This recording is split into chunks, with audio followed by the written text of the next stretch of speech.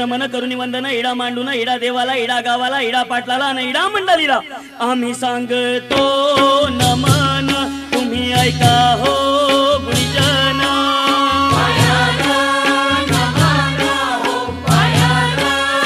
आम्ही करीतो कथन तुम्ही ऐका हो गुरुजन